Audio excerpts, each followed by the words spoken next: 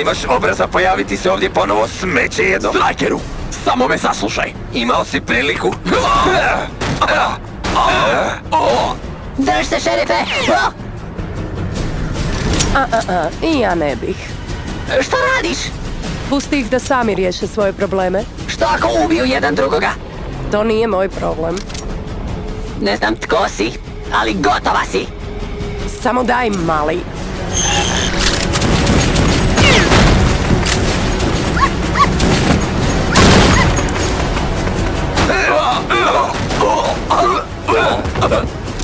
Strikeru, poslušaj me! Ne sada!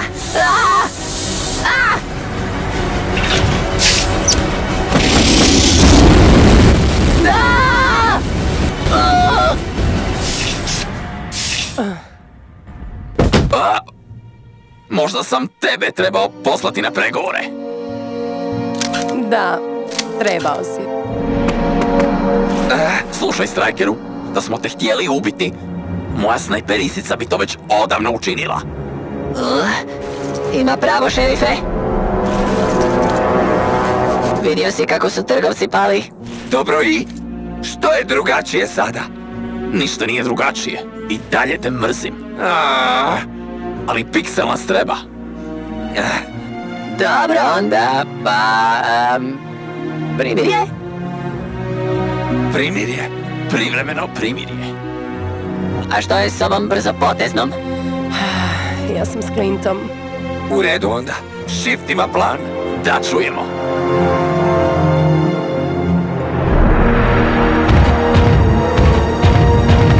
Gospodarice, naši izvidnici nisu očitali nikakve pokrete u području naše blizine. Nema znakova stigmota Strikera. Nije važno. Ako je predvidiv kao što je do sada dokazao da jest, pojavit će se. U sljedećoj epizodi Izvan mreže.